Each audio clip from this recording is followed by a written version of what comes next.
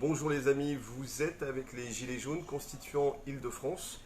Aujourd'hui, nous allons parler de la perversité et de l'escroquerie du système politique actuel. Et pour cela, nous rencontrons Madame Valérie Bugot. Merci Madame Bugot. Bonjour les Gilets jaunes, constituants. Constituant. Merci de me recevoir. Écoutez, c'est partagé. Alors, ces explications sur la perversité et l'escroquerie du système politique actuel, là on est dans le lourd, dans le dur. Ça va être décliné en... Alors, il y a une partie introduction, vous allez vous présenter, voilà, de façon, j'allais dire, très classique.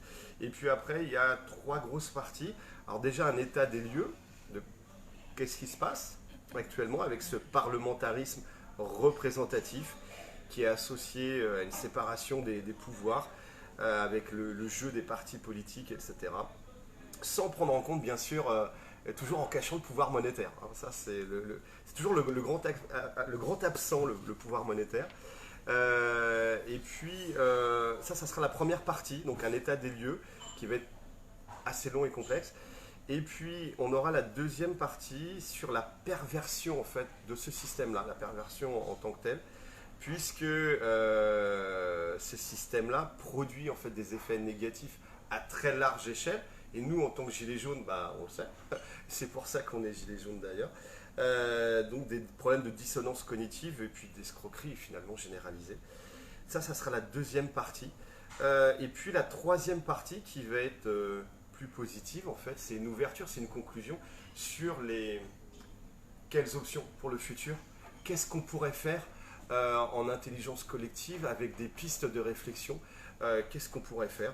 Donc cette remise à plat des institutions, de ces institutions sur lesquelles on vit, qui sont issues de la Révolution française. Et donc là, avec ce que vous avez développé dans vos ouvrages, le concept des collectifs d'intérêt économiques, non économiques, et puis culturels aussi. Donc là, c'est pour nos amis francs-maçons. Pas que. Entre autres. Et donc ça, c'est ce système des collectifs d'intérêt qui travaillerait sur le système de l'autogestion et puis avec des mandats impératifs.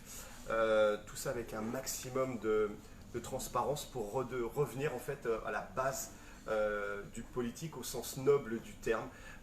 Politique qui doit arbitrer entre des intérêts différents. On est tous différents, on a tous des intérêts différents. Des intérêts politiquement représentés. Voilà. Et donc ça sera la dernière partie. On va commencer tout simplement par la présentation. Madame Bugot, merci encore. Mais qui êtes-vous, Madame Bugot? Alors, je suis docteur en droit. J'ai beaucoup travaillé sur le concept d'entreprise. Je suis une ancienne avocate fiscaliste. Et depuis 2009, j'ai cessé mes activités à titre professionnel pour me consacrer à faire des analyses de géopolitique économique. J'ai eu un petit passage relativement bref en politique à l'UPR, organisé les élections européennes de 2014 pour l'UPR, mais j'ai quitté ce parti assez vite après les élections, justement. Voilà, depuis je m'intéresse, j'essaye de diffuser les informations qui sont d'intérêt public et de faire comprendre aux gens la réalité du monde dans lequel on vit. Puisque l'apparence est très très largement différente de la réalité. L'apparence qui est mise en œuvre par les institutions est très différente de la réalité qui se cache derrière. De la réalité du pouvoir qui se cache derrière. Voilà. Et ce qui implique des dissonances cognitives. On verra ça, oui, ça c'est une des conséquences, effectivement, peut-être une des plus dramatiques finalement, c'est ça, c'est de générer des troubles de nature psychologique dans la population. Mais à des échelles très larges. À des échelles très larges, et puis après qui se diffusent en fonction des individus plus ou moins fragilisés à certains moments de leur vie, qui peuvent prendre des proportions plutôt graves, oui. Alors, la première partie, première grosse partie, c'est l'état des lieux.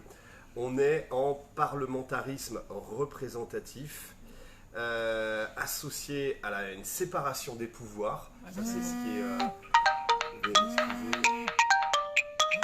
Voilà, petite erreur de ma part. Donc on est en parlementarisme représentatif associé à la séparation des pouvoirs. Les pouvoirs sont censés être séparés, ça c'est à l'université, ce qu'apprennent les étudiants. On apprend que la séparation des pouvoirs est le nec plus ultra de la démocratie. Et nous allons voir que nous sommes loin du compte. Alors, le pouvoir, la première sous-partie, c'est le pouvoir politique apparent. Finalement, n'a pas la durée avec lui. Quinquennat, c'est quinquennat. Finalement, c'est une vision à 5 ans. C'est une vision. On n'a plus les visions comme De Gaulle l'avait avec la planification sur 20 ans, 30 ans. Oui, non, mais il faut comprendre qu'un pouvoir politique a besoin de durée, puisque certaines décisions qui sont mises en œuvre à un moment donné ne produisent leurs effets que très loin dans le temps. Et on pense en particulier à des décisions d'ordre démographique, enfin qui peuvent toucher la démographie, c'est-à-dire agir sur la natalité. On pense à des décisions de mise en place de structures énergétiques, on pense à des décisions de recherche fondamentale, tout un tas de choses qui sont absolument nécessaires à la conduite d'une politique nécessitent le temps long. Or, avec le système politique dans lequel nous vivons actuellement, le temps long n'existe pas. Une décision qui est prise à un moment donné, si elle nécessite une durée importante pour sa mise en œuvre, au moment où elle sera mise en œuvre, on ne saura plus qui a été responsable de la décision de départ. Donc en réalité, les représentants politiques auxquels nous avons affaire ne sont jamais responsables sur une durée de temps long. Et donc la politique ne dispose pas de cette durée. Donc déjà, c'est un critère qui permet de dire que le pouvoir politique en lui-même n'est pas intègre, n'est pas intégral, puisqu'il n'a pas cette durée devant lui. Il y a quelque chose qui cloche, par exemple, pour une pour centrale nucléaire. Organiser une société, puisque c'est ça aussi où je voulais en revenir là-dessus, c'est qu'il faut déterminer qu'est-ce que c'est que le pouvoir politique. Le pouvoir politique, c'est la capacité, c'est la possibilité d'organiser une société sur un espace déterminé, d'organiser la vie en commun d'individus qui vivent sur un espace déterminé. Donc déjà, la politique nécessite des frontières. Enfin, plus ou moins larges, mais nécessite la détermination d'un espace. Ça nécessite aussi d'avoir... Et pour ça, il faut avoir de la durée. Il faut pouvoir maîtriser le temps. Or là, le système dans lequel on vit ne fait abstraction de cette nécessité de durée. On va juste prendre un exemple, les centrales nucléaires, ça met des années à être mis en place. Oui, absolument. Ça produit de l'énergie dont on en profite, hein. Il y a des très belles illuminations autour de nous, voilà. C'est du confort. Mais les déchets nucléaires et le démantèlement, ça c'est des centaines et voire des milliers d'années pour les déchets nucléaires, et les démantèlements sont extrêmement coûteux. Oui. On aurait aussi éventuellement tout ce qui est le scandale des éoliennes actuellement. N'en parlons pas. Qui ne sont la plupart pas connectés au réseau électrique. Mais qui sont subventionnés, etc. Et comment le coût de démantèlement de ces énormes structures n'est pas pris en compte par le pouvoir qui décide de sa mise en œuvre, effectivement. Parce que c'est dans 20 ans. Absolument. Et les élections seront finies. Et ils ne seront plus là, tout simplement. Et eux se seront suffisamment rincés avec l'argent de la République, et eux seront finalement à l'abri. Donc finalement, on sent bien qu'il y a quelque chose qui cloche. Oui, rien que le principe politique nécessite, le fait que le principe politique nécessite un temps long, là, aujourd'hui, par les institutions qui sont mises en œuvre, ce temps long n'est pas pris en compte. Donc déjà, on peut considérer que le principe politique est amputé. Il est amputé d'une de ses composantes. C'est la planification de Gaulle qui voyait les choses à 10 ans, 20 ans, 30 ans. On en bénéficie encore de la politique gaullienne, de cette grande planification. C'est ce que font les Chinois, bien sûr, avec les routes de la soie. Bien sûr. Et la planification, je veux juste en aparté, pour reboucler avec ce qu'on a dit hier, la planification est liée avec l'organisation de la société au niveau économique et est liée justement avec la reprise en main du pouvoir monétaire, puisque la reprise en main d'un pouvoir monétaire, la reprise en main politique du pouvoir monétaire nécessite une gestion de l'économie, une gestion au sens pas autoritaire du terme, mais au sens où le pouvoir doit garder contact avec ce qui se passe réellement sur le territoire. Voilà. La deuxième sous-partie de cet état des lieux, c'est au niveau du Parlement. Le Parlement qui de façon organique, une structure à faire des lois. Exactement. Alors justement, il faut comprendre que les institutions dans lesquelles on vit actuellement sont fondées sur le parlementarisme représentatif qui a été imposé à la Révolution française. Et ce parlementarisme qui génère un organe qui n'a que pour seule fonction de faire des lois, eh bien en soi est un empêchement au droit continental traditionnel tel qu'on l'entendait, c'est-à-dire à une conception frugale, intelligente, intellectuelle et, comment dirais-je, fructueuse du concept de droit, c'est-à-dire un principe duquel découle plein de conséquences, mais qui n'a pas besoin de créer des règles en permanence. Or, un Parlement, c'est une organisation qui est mise en place pour générer des règles. Tous les gens qui ont travaillé sur les institutions savent qu'une fois qu'une institution ou une organisation est mise en place, elle ne pense qu'à se développer. Et ça, c'est un phénomène qui est très connu d'une façon générale. Donc, ça veut dire qu'à partir du moment où le Parlement chargé de faire des lois est mis en place, eh bien, il n'aura de cesse que de faire toujours plus de lois pour imposer sa prééminence et pour se développer. Ils sont payés pour ça, ça donc, veut dire, finalement, oui, mais c'est même pas une question là, de finance, c'est vraiment une question de fonctionnalité, de structure et de concept. C'est-à-dire qu'une organisation qui se met en place avec une mission déterminée n'aura de cesse que d'affirmer sa mission et d'en faire toujours plus. Donc ça veut dire que structurellement, alors que le pouvoir politique normalement est là pour organiser la vie de la cité, la vie en commun sur un territoire déterminé, là, ce Parlement, il va dans le temps toujours plus de règles, de la réglementation. Et c'est justement la façon dont le droit anglais s'est constitué en imposant des réglementations. Et donc en réalité, l'imposition du Parlement en tant qu'organe législatif exclusif ou semi-exclusif, eh bien, c'est la mise en œuvre de la suppression du droit tel qu'il était compris au sens droit continental traditionnel, c'est-à-dire un droit intelligible avec une hiérarchie des normes qui peut être mise en œuvre et une absence de réglementation, de régulation de toutes les petites tendances qui peuvent exister. On n'a pas besoin. La façon de faire des lois traditionnelles, c'était des principes, et de ces principes, on dérivait des applications particulières. Le droit anglais, c'est tout à fait autre chose, c'est on impose par des règles tout ce qu'on veut imposer dans la société, et ce sont les dominants qui l'imposent.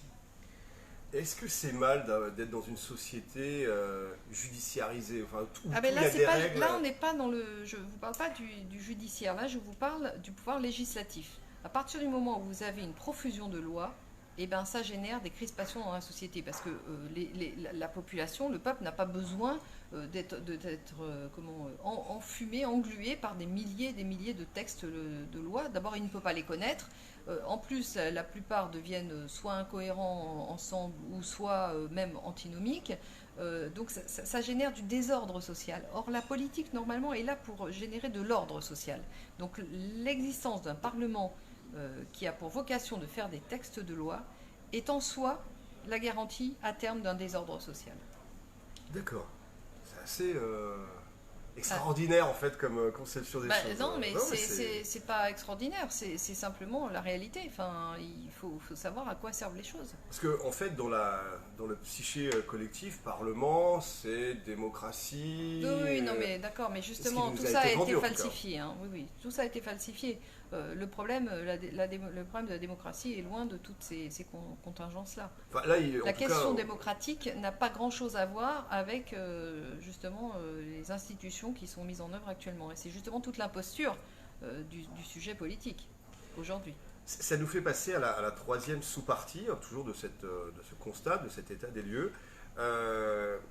Ceux qui ont le temps long, finalement, quand les politiques passent, alors c'est tous les 3 ans, 5 ans, 7 ans, bref, ils passent. Mais ceux qui restent, c'est les experts, et puis les hauts fonctionnaires, bien sûr. et puis les financiers, et ceux qui financent tout ce monde-là. Ceux-là, ils restent. Oui. Et eux, ils ont le temps long pour eux? Absolument. Alors, sur les financiers, on reviendra ultérieurement, mais là, le point sur lequel je voudrais insister auprès de vous et de vos auditeurs, c'est qu'en effet, étant donné que les politiques sont contraints à terme de partir, c'est-à-dire qu'ils ont devant eux pas plus de 10 ans, pour les décisions qui demandent des applications de long terme, eh bien, qui sont chargés de la mise en application? Eh bien, ce sont les fonctionnaires, et en particulier la haute fonction publique. Alors, on verra que cette haute fonction publique, elle est quand même, dans une très large mesure, la résultante du rapport de force qui existe entre le pouvoir politique et le pouvoir économique. Et comme je le démontrerai à la fin de cet exposé, le pouvoir politique ayant disparu, notamment par le fait des partis politiques, eh bien, c'est le pouvoir économique qui est derrière, qui est chargé d'organiser l'instruction, qui est chargé d'organiser. Finalement, derrière le public, il y a l'ombre du pouvoir financier. Mais en effet, celui qui détient le pouvoir, qui détient la capacité de générer des décisions sur le long terme dans nos sociétés, c'est la haute fonction publique et ce sont les experts qui peuvent être appelés à un moment ou à un autre du processus décisionnel. Le processus décisionnel. Ça nous amène sur le prochain bloc, la prochaine partie, les partis politiques. Justement. Alors justement, le parlementarisme représentatif est entièrement adossé à des partis politiques. Or, les partis politiques, qu'est-ce que c'est? Ce sont des organismes qui sont chargés de gagner des élections. Ils sont là pour participer à des élections et les gagner. Alors, pour participer à des élections, ça coûte très très cher, vraiment. Donc, en réalité, l'élection, ça veut dire collecter de l'argent. Donc, les partis politiques sont des collecteurs de fonds, en réalité. Pour leur fonctionnalité essentielle, c'est ça, en fait. C'est de mettre en œuvre des partis qui vont donner auprès du public, faire une forme de séduction pour attirer des voix, mais ce qu'ils feront réellement... Les promesses de campagne. Oui, mais ça, c'est une forme de séduction pour gagner les partis, mais pour gagner les élections. Mais pour gagner les élections, il faut pouvoir il faut pouvoir se présenter. Pour se présenter, il faut avoir des fonds. Donc le parti politique est essentiellement un collecteur de fonds. D'accord. Et donc, qui dit collecteur de fonds, dit faire appel à des créanciers. Or, on l'a vu, et ça, c'est une règle que j'appelle de droit naturel. C'est pas les adhérents qui... Il n'y a pas que... Non. Oui, il y a des adhérents, mais est-ce que les adhérents, il faudrait regarder si la collecte de fonds qui vient des adhérents est suffisante pour se présenter à des partis politiques? Elle ne l'est pas. Voilà. Les partis politiques, et on le sait au niveau des ronds-points, quand ils ont essayé de venir nous récupérer pour la France Insoumise ou pour le Front National, ou RN, là, dès le départ, on sentait que ça peut, excusez-moi le terme, mais on sentait qu'il y avait de l'arnaque. Que c'est des machines à pognon parce que tous les... ça coûte très très cher de tenir une élection, c'est des sommes business, folles. En fait. C'est du business et il y a des gens qui sont... il n'y a pas que des bénévoles dans les partis politiques, hein. Il y a plein de gens dont c'est le métier, qui sont grassement payés et c'est du business, c'est une entreprise à faire rêver et puis bon bref. C'est une entreprise de collecte de fonds. Voilà, et donc c'est pour ça que ça n'a pas pris en fait leur système de récupération avec les gilets jaunes. Parce qu'on a senti dès le départ, puisque nous, c'est le principe de réalité, on voyait l'escroquerie en fait. Mais on n'arrivait pas vraiment à mettre les mots dessus, à conceptualiser, mais on les a vidés. On leur a dit, là on ne sacrifie pas pour faire tourner la boutique à Mélenchon ou à la mère Le Pen. On a très bien compris que Mélenchon ou la mère Le Pen, c'est les deux faces d'une même médaille, c'est de l'opposition contrôlée. C'est les méchants sous contrôle par rapport à la reine et aux autres partis de droite. Il faut bien comprendre que le parti, il a deux facettes. La facette vis-à-vis du public, qui est une facette de séduction, et une deuxième facette qui est la collecte de fonds. C'est là où je voulais en venir tout à l'heure. En réalité, c'est le principe que j'appelle de droit naturel parce qu'il a été validé par les siècles qui nous ont précédés, selon laquelle la main qui donne est au-dessus de celle qui reçoit. Donc les créanciers du parti politique sont en mesure d'imposer au parti, plus sûrement que n'importe qui d'autre, leur volonté, leur directive, leur principe. Les retours d'ascenseur, une fois que les gars sont élus, ils renvoient l'ascenseur à ceux qui les ont financés. Ce qui signifie que les partis politiques sont là pour, en réalité, cacher, faire croire que le principe politique existe encore, alors que les réels donneurs d'ordre relèvent des dominances économiques. Voilà. Donc là, ça nous amène au problème, tout simplement, les partis politiques sont redevables à qui et où va leur allégeance? Alors, certainement Alors, pas créancier. à leur base, qui sont généralement les cocus, tous les bénévoles qui vont coller les affiches la nuit, qui vont se faire casser la gueule, ça c'est des cocus, parce qu'on leur fait rêver une place au conseil municipal ou ailleurs, mais bref, Oui, enfin, on l'a très ces bien gens-là vu. sont utilisés pour faire vivre un système dans lequel ils n'ont pas grand-chose dans lequel ils n'ont pas beaucoup de mots à dire, en fait. Et puis, l'allégeance du parti ne va non plus pas, enfin pas non plus ni à sa base électorale et encore moins au peuple. C'est Le véritablement. peuple est l'objet de séduction, en fait, dans cette histoire. Ouais, voilà, voilà. C'est juste, en fait, c'est le système de la démocratie parlementaire actuelle. Votez pour moi, donnez-moi tous les pouvoirs, et puis on se reverra dans 5 ans. Je vous rejouerai de la flûte dans 5 ans. Mon ennemi, c'est la finance. Revotez pour moi. Donc bon, voilà. En tout cas, on met du concept sur ce qu'on ressentait de façon instinctive au niveau des ronds-points. Ça nous amène à la dernière sous-partie de cette première partie qui est l'état des lieux. C'est la séparation des pouvoirs. Alors, ce qui nous avait été vendu à l'école puis à l'université avec Montesquieu, la séparation des pouvoirs, on avait le pouvoir législatif, on avait le pouvoir exécutif, on avait le pouvoir judiciaire, c'était les 3 gros pouvoirs. Oui. Et puis on nous disait, mais il y a aussi le 4e pouvoir, c'est la presse qui doit rester indépendante. Et puis, il y a même le 5e pouvoir, le plus important, c'est la finance, celui qui finance Oui. tous les autres. Alors, il faut comprendre que le principe de séparation des pouvoirs a été conceptualisé par Montesquieu, mais ce que nous vivons actuellement, c'est une interprétation de ce que Montesquieu avait déterminé. Et dans cette interprétation, bien entendu, le grand oublié, c'est le pouvoir monétaire. Or, du pouvoir monétaire découle le pouvoir des médias dont vous parlez, puisque le pouvoir monétaire, c'est le pouvoir d'affecter les ressources à tel groupe de personnes ou telle entité ou telle et telle entreprise. Donc si vous affectez la monnaie à des copains qui pourront accaparer les médias, si vous avez ce pouvoir monétaire, vous avez le pouvoir de faire ça. Donc organiser une séparation des pouvoirs en omettant le pouvoir monétaire, déjà, c'est une escroquerie. Deuxièmement, le pouvoir politique, c'est le pouvoir de prendre une décision et de la mettre en œuvre. Donc il y a deux choses, il y a prendre la décision, faire la loi et après appliquer la loi. Et de la faire appliquer. Donc là, on est sur législatif, exécutif. Voilà, et là, vous avez, dans la séparation telle qu'actuellement interprétée, vous avez le pouvoir législatif qui serait indépendant du pouvoir exécutif. Donc c'est pas concevable. Ça veut dire que le pouvoir est morcelé en réalité. Celui qui a le pouvoir de déterminer la règle n'a pas le pouvoir de la faire appliquer. Donc conceptuellement, c'est un émiettement du pouvoir politique. La séparation des pouvoirs telle que comprise est un émiettement conceptuel du pouvoir politique, c'est-à-dire une disparition du pouvoir politique. Il faut bien le comprendre. Au niveau conceptuel, c'est ça.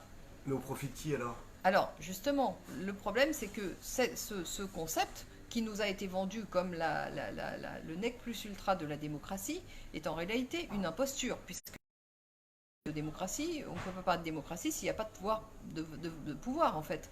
La démocratie, c'est... Il faut qu'il y ait un pouvoir quelque part.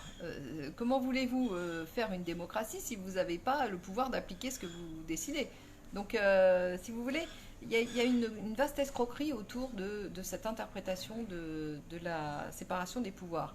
Et cette escroquerie est doublée, pour ne pas dire quintuplée, par le fait qu'en réalité, c'est une apparence qui n'est pas mise en œuvre. Non seulement en nous vend ça comme la quintessence de la démocratie, qui ne l'est pas, pouvoirs, ouais. Mais en fait, c'est même mais pas en mis plus, en œuvre. elle n'est même pas mise en œuvre, puisque à partir du moment où vous avez un parti qui gagne les élections, il envoie des membres à la fois au pouvoir législatif et au pouvoir exécutif. Donc oui. En réalité, le pouvoir exécutif et le pouvoir législatif sont aux mains des partis qui ont gagné les élections. Et le parquet, les procureurs sont et nommés le pouvoir judiciaire, qui n'en est pas un, puisqu'il est organisé par le pouvoir exécutif au niveau de l'instruction et au niveau de la régulation, de la réglementation, eh bien, il est une émanation du pouvoir exécutif quelque part. Même si on peut faire la différence entre le parquet et le siège, de toute façon, le système juridictionnel est organisé par le pouvoir exécutif. Donc en réalité, non seulement on nous le vend comme un concept qui serait la quintessence de la démocratie, alors que c'est en fait une façon de mettre en œuvre l'explosion, c'est-à-dire la disparition du pouvoir politique, mais en plus, ça n'existe pas puisque ce sont les partis qui gagnent les élections qui occupent tous les sièges. Donc en réalité, c'est une double escroquerie qui génère une perversion de la politique, du système politique en lui-même. Ça nous amène à la deuxième grosse partie, perversion du pouvoir politique. Absolument, parce que vous avez à ce moment-là, derrière les partis politiques, les créanciers, donc les gens qui financent les partis politiques, donc vous avez les détenteurs les principaux dominants économiques, qui sont des détenteurs de capitaux, mais qui sont inapparents, qui n'apparaissent jamais en termes de responsabilité. Ils sont anonymes. Et donc vous avez une organisation du pouvoir apparente qui met en scène un pouvoir politique que nous avons décrit comme n'existant pas. Et vous avez en arrière-scène des gens qui détiennent le pouvoir économique, mais qui n'apparaissent jamais, donc qui ne sont jamais responsables de quoi que ce soit, et qui sont les véritables décisionnaires, qui détiennent la réalité des décisions politiques. Les donneurs d'ordre d'Attali, par exemple, de BHL. Voilà, parlons pas d'individus, parce que moi, j'essaye de vous décrire un système. Mais à partir de ce moment-là, donc les gens qui vivent sur ce territoire avec ce système politique, eh bien, ils perçoivent qu'il y a des décisions qui sont prises, mais ils ne sont jamais capables de mettre en face des décisions des responsabilités. Et donc ça crée une forme de dissonance cognitive parce que les gens vivent dans l'idée qu'ils sont en démocratie et qu'il y a un pouvoir politique, alors qu'en réalité, concrètement, ils ne sont pas capables de corréler avec la réalité de ce qu'ils vivent. D'identifier les lobbies, en fait. Les lobbies qui, derrière, font passer les lois. Ça, ils les ont identifiés. Globalement, on sait qu'il y a des lobbies, on sait que ce sont des lobbies essentiellement économiques. Donc, effectivement, le pouvoir, c'est le pouvoir économique qui a pris le pas sur le pouvoir politique. Mais si vous voulez, tant que ce n'est pas dit, les gens le perçoivent sans l'avoir exprimé, et donc ça crée des dissonances cognitives. Ils ne sont pas capables de faire le lien entre ce qu'ils croient être la réalité et ce qu'ils vivent vraiment dans la réalité. Ce qu'ils expérimentent au jour le jour par rapport à leur travail, à leur vie de famille, et à l'absence de capacité à mettre en cause une responsabilité sur des décisions qui les impactent directement. Donc en réalité, on a affaire à une structure politique extrêmement vicieuse qui est perverse et qui engendre des troubles de nature même psychologique qui sont très graves, puisque après, en fonction des cas particuliers, ça peut... les faiblesses de chacun, c'est à soit un moment ou à soit un autre, exactement, ça peut prendre des proportions tout à fait... Voire le suicide, on est à combien? 14 000, 15 000 suicides par an en France. D'autant plus quand la société est extrêmement tyrannique au niveau de la répartition des ressources, ça génère des troubles psychologiques très graves. Voilà. Donc en fait, il faut prendre conscience que nous vivons dans un système politique essentiellement vicieux et pervers, qui montre une apparence qui est tout à fait décorrélée par rapport à la réalité des prises des décisionnaires réels. Et finalement, nous en tant que Gilets jaunes, c'est une réaction très saine d'individus. Absolument, vous êtes en train de reprendre en main la véritable fonction politique d'un État. Vous êtes comment dirais-je, l'avant-garde du retour du politique, du phénomène politique. Donc ça, c'était la deuxième partie, la perversion du pouvoir politique. Très bien, on va passer à la troisième partie, la remise à plat des institutions issues de la Révolution française. Alors là, c'est votre théorie, c'est les collectifs d'intérêt. Est-ce que vous pouvez nous expliquer un petit peu Oui, alors, à partir du moment où les institutions sont essentiellement vicieuses, eh bien, il faut essayer de réfléchir à pourquoi est-ce qu'elles sont vicieuses. Et la raison principale pour laquelle elles sont vicieuses, c'est qu'en réalité, les différents courants qui traversent une société ne sont pas politiquement représentés.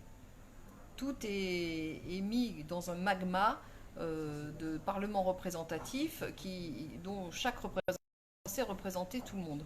En réalité, ce qui permettrait de la fonction politique réelle d'un gouvernement, c'est de pouvoir prendre en compte les différents intérêts politiques qui traversent une société et qui sont différents et parfois même antagonistes.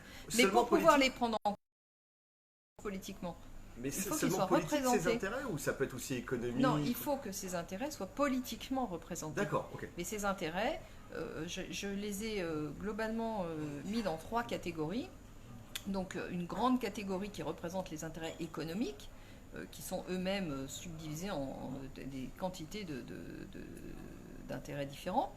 Une catégorie Vous qui auriez quelques représente... exemples, par exemple les ça agriculteurs, oui, on peut penser à l'agriculture, au commerce, on peut penser... aux petits agriculteurs ou aux gros céréaliers. Enfin là, c'est Voilà, après, on est. après il y a tout un travail de précision qui pourrait être fait dans un second temps, mais l'essentiel c'est d'avoir en tête qu'il y a une grande catégorie qui représente les intérêts économiques, c'est-à-dire des activités qui sont faites pour générer de l'argent. Je parle bien d'argent, mais on peut dire que les 3 catégories génèrent de la richesse puisque elles génèrent une cohésion sociale et la cohésion sociale en elle-même est une richesse. Vous avez la catégorie qui n'est pas structurellement pas faite pour générer de l'argent, mais qui crée une cohésion sociale très forte, puisque c'est toutes les activités qui sont de nature de l'instruction, de la santé. C'est non économique. Hein, voilà, c'est non économique. Donc c'est les médecins, les infirmières, les urgentistes. Oui, c'est tout ce qui est artistique, tout ce qui est instruction, les postiers. tout ce qui est service en réalité. Qui peut ou pas générer de l'argent, mais dont la fonction principale est plutôt de rendre un service à la collectivité. D'accord.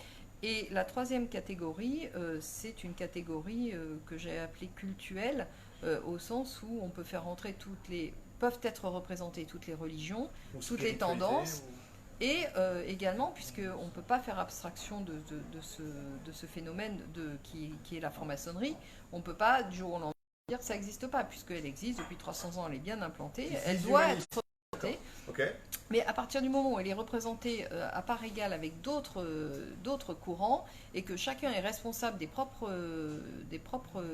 ses propres propositions, les choses deviennent transparentes. Il faut qu'il et on arrive à mettre une responsabilité sur la personne ou le groupe qui a proposé une décision. Donc voilà. en gros, ça pourrait... Et à ce moment-là, là-dessus, vous avez un gouvernement, et le gouvernement est chargé d'arbitrer entre toutes les propositions, il est chargé d'abord de créer un groupuscule de lois qui est chargé de réguler la société sur le modèle du Code civil de 1804, mais évidemment rénové. Et il est chargé aussi d'arbitrer entre les différents intérêts représentés par toutes ces catégories. Et alors l'intérêt, c'est que tout ça soit transparent. Oui, absolument, parce que le pouvoir politique, par essence, est le pouvoir d'arbitrer entre des intérêts sociaux qui traversent une société, qui traversent un groupement d'individus, qui peuvent, je le répète, être antagonistes ou qui peuvent être, sans être antagonistes, qui peuvent être...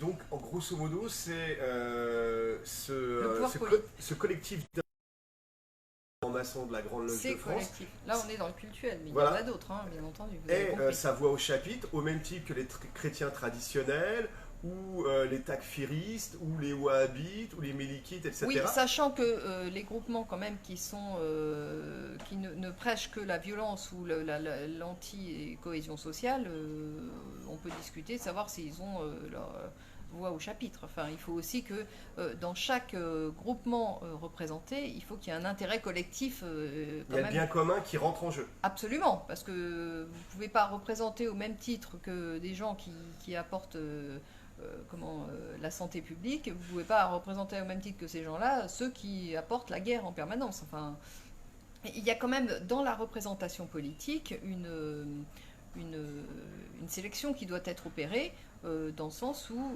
cet intérêt qui est politiquement représenté doit être au moins compatible avec une vie en commun.